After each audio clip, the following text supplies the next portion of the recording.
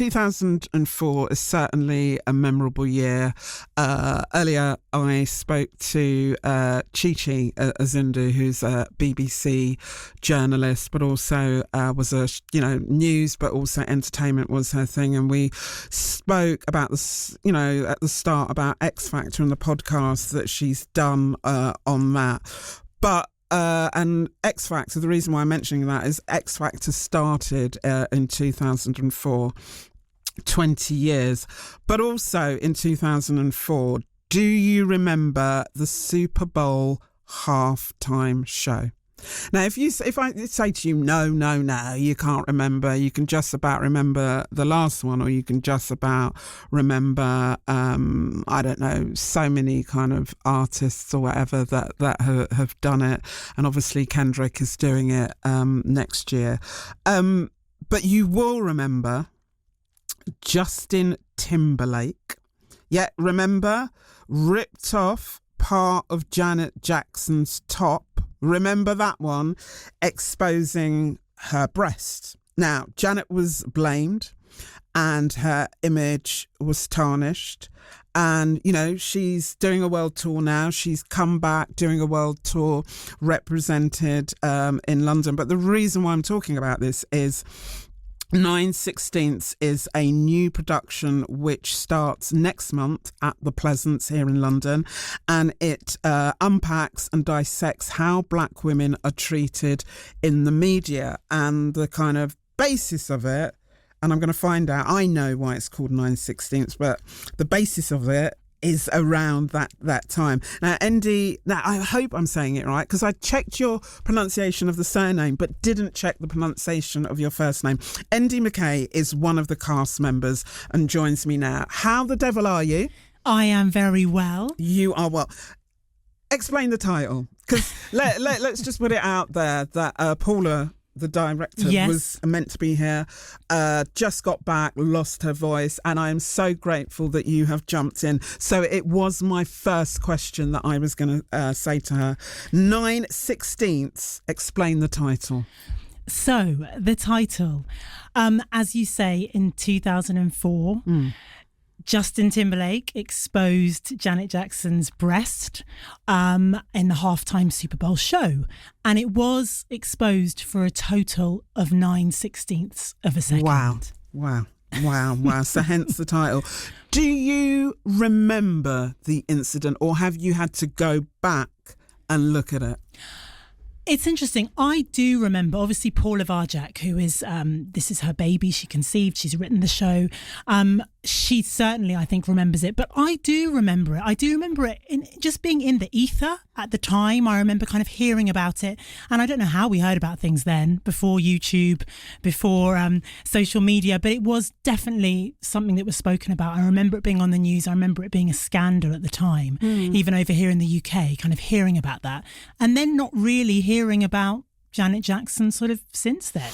What did you think when you look at it now, knowing that you're involved in this production? Do you look at it with a different gaze? What do you think when you see it? Absolutely. I mean, when Paula contacted me about being involved in this production, I did think, okay, Janet Jackson, this is interesting. And then it just goes deeper and deeper the more you kind of discover about this story. So absolutely, it was a moment in time. It was also the moment that kind of kickstarted YouTube, because people wanted to rewatch it, and that desire to be able to watch media and be able to replay something. So it was really kind of fascinating culturally, that moment. And also, I think I just thought Janet Jackson kind of disappeared after that, and a 19-year-old called Justin Timberlake just thrived. I didn't actually know how much of it was by design and how much she was blacklisted. And so the more I've been involved in the show, the more I've discovered, and every kind of rehearsal day is just like delving deeper and deeper into this quite fascinating story. So let's get on to the show. I don't know, can you give us a nutshell on what your role is in the show? Well, it is. So Paula works in a really interesting way. She devises and writes as she goes. So it's really, really exciting to be in a room with her. You're not just walking in as an actor with a script. It's very much, here are some ideas. We came together. We kind of R&D, researched and developed it for a day in a theatre, and then have kind of come back to it to play around more. But certainly now she's gone away, she's written the script, and it really delves into the story of us as four performers, four black women over the age of 40, together examining this moment in time and also reflecting on that in the macro, so how that kind of plays out politically and power and the dynamics of media, but also on the micro as well, as for black women, kind of mid-career artists in our 40s, like how risky is it to put yourself out there, especially nowadays where, you know, you can get cancelled, you can make a mistake that can just derail your career. And also it feels like the stakes are higher as women of a certain age, as black women of a certain age. Are we under more pressure and more scrutiny than other artists? And so there is something really interesting about being in that space and exploring those two parallels. So I wanted to sort of find out, how did you get cast? Yeah. I'm assuming, like you said, Paula approached you, but do you know why? Yes. So I think Paula was working on developing this idea and found out that Janet Jackson works with an ensemble that she's worked with for years. And she very much kind of co-creates with them. And she thought, I need to do the same with this model. And so she reached out to kind of black creators, black artists that she had worked with before. We'd worked together before on a BA together teaching. And so she's like, come in the room and let's just play around. So it was quite exciting. I didn't know what to expect, but it's certainly been a real pleasure. I find it hard and often exhausting, I have to say, to show how the media treat black women. But there's a place for the production, 9/16. How do you think the show is doing that?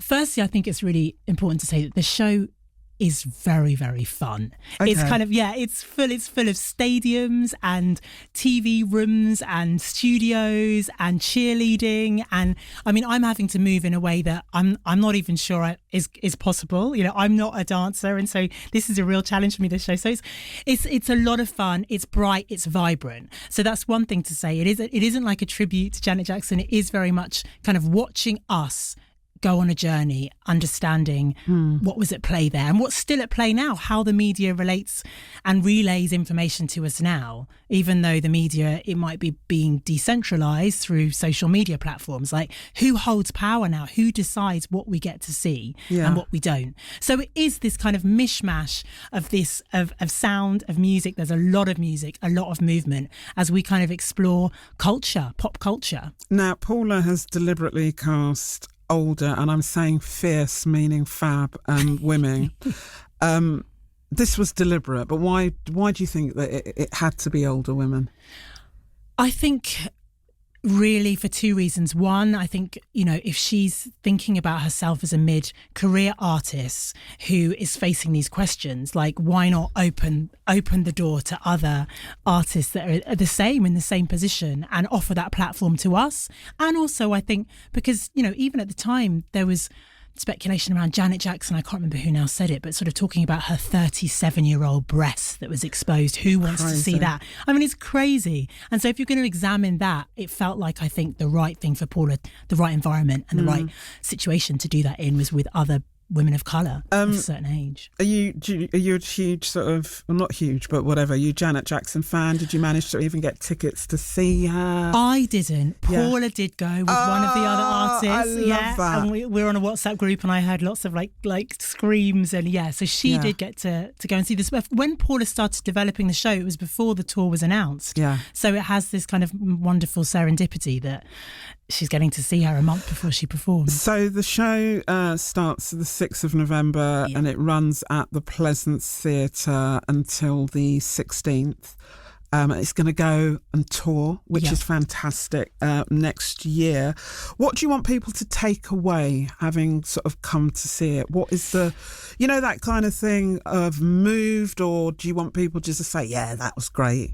I think it would be great for people to really examine on a personal level, like the fear that we all have to speak out, to make work, to have a platform, to be seen in any way. And I think as you get older, sometimes that fear can increase, and how we've got to keep pushing ourselves to speak out, to have dialogue, to be seen, to make work as artists, to be out there in the world. So I think on that level, and I also think there's a huge amount of joy in the show as well, of like, actually, as a black older woman, I'm not going to sit down. I'm not going to shut up. I'm going to take my moment. I have a lot to give, and I'd love to share it with joy. You're singing?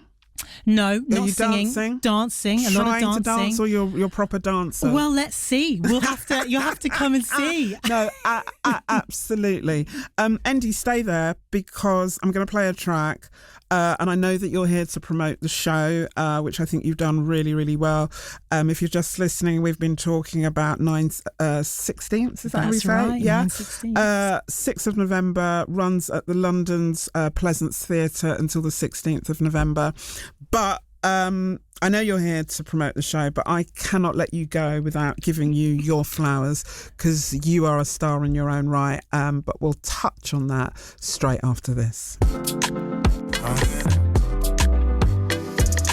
Essence, Wizkid, Thames, one of those classic tracks. I can't even remember when it came out, but it is one of those, people are just going to remember time after time. In fact, probably 20 years from now, people will remember that track.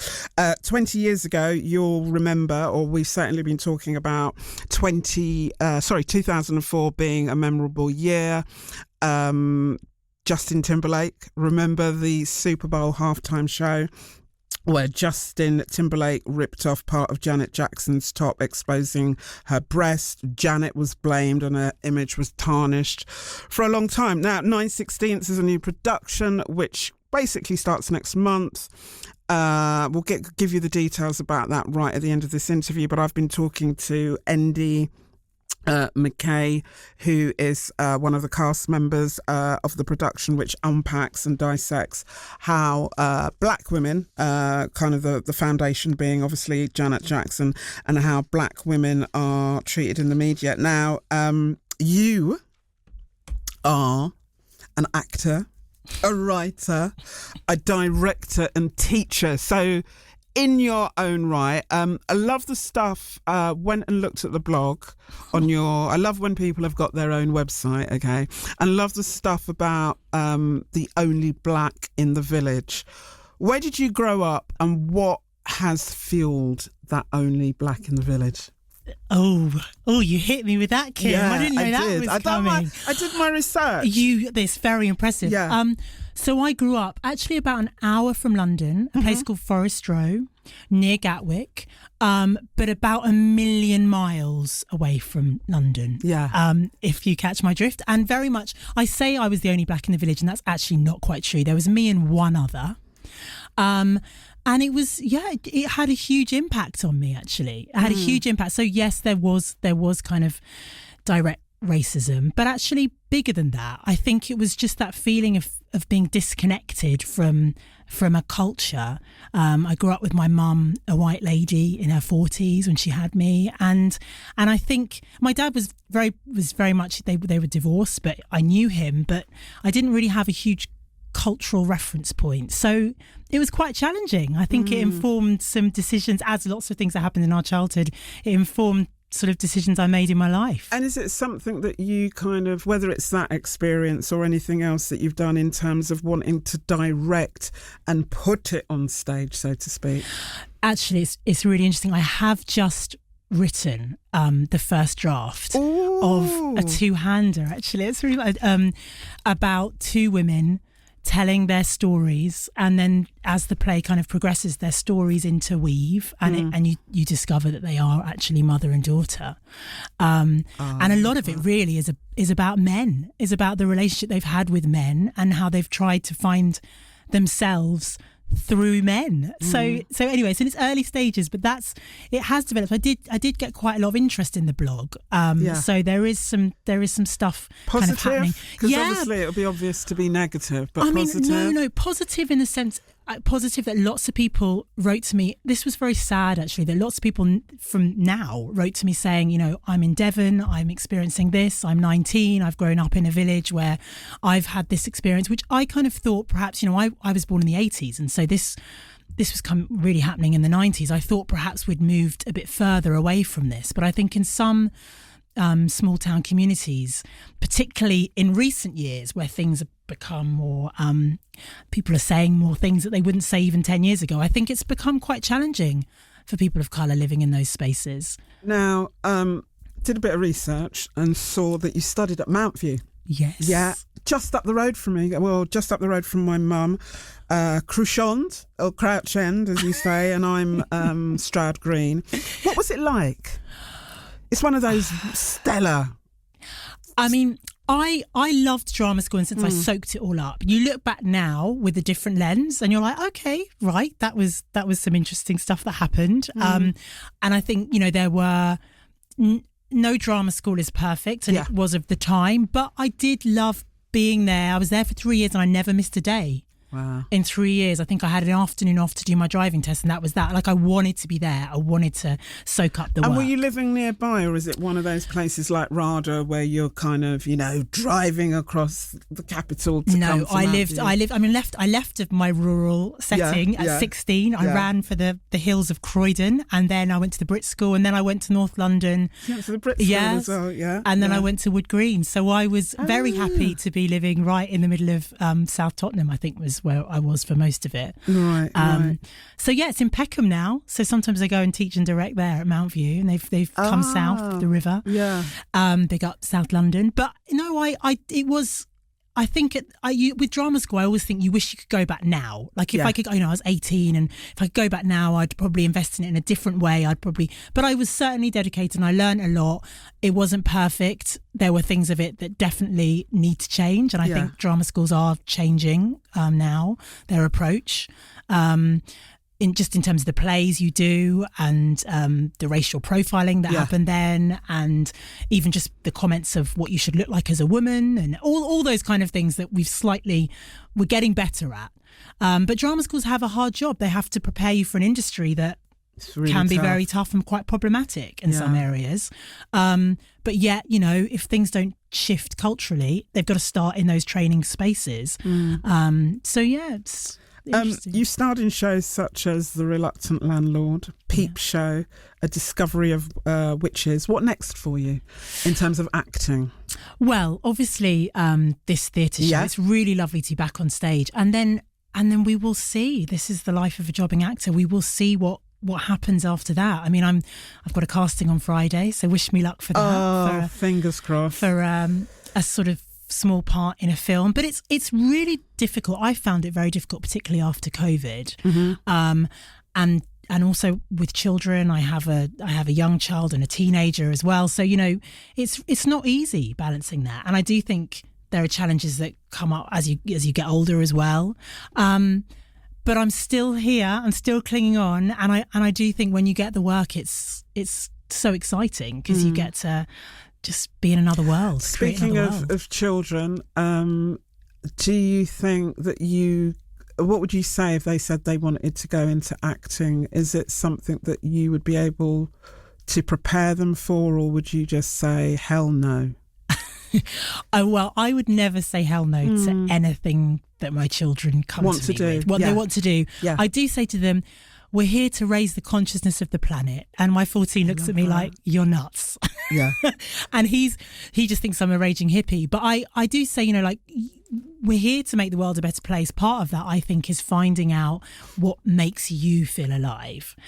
Having said all of that, of course, it's not easy. Do I want them to have a pension and some savings? Probably yes. But how you spend your time, our time is our biggest currency. So I'm like, find what you lose yourself in and follow that. Follow the joy. It might not take you exactly where you thought it was going to take you, but it won't take you too far wrong if you're following that joy. 9 Sixteenths, go on, do the promo, get it out there if anyone wants to see you. Where and when is it happening? So it is happening this iteration, because it does tour next year, but this iteration, it happens on the 6th. It opens on the 6th of November and it runs to the 16th of November at the Pleasance Theatre in North London. It's going to be a riot. It's going to be fun. It's going to be fabulous. Come on down. No, I'm definitely going to come. And I know I've kind of, it's not warned you, but I know you were listening. Soundtrack. We've been talking about greatest soundtracks. It might not be your greatest, but have you got any contenders that you want to put out there?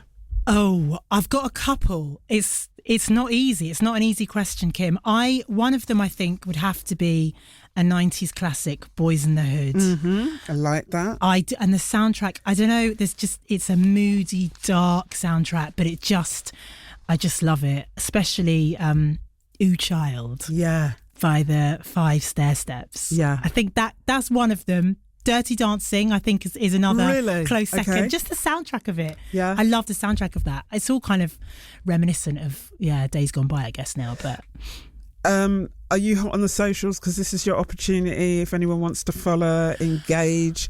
Don't matter if you're not. Do you know what? I am like lukewarm on the socials. But at From the Ends is mine. Also at Paula Varjak, obviously, for the show details. That is the creator. She's a phenomenal artist. It's just a pleasure to collaborate with her. She's hotter. She's hotter in every sense, but she's definitely hotter on the socials. But Endy, I just realised at the ends. At what's the tag again?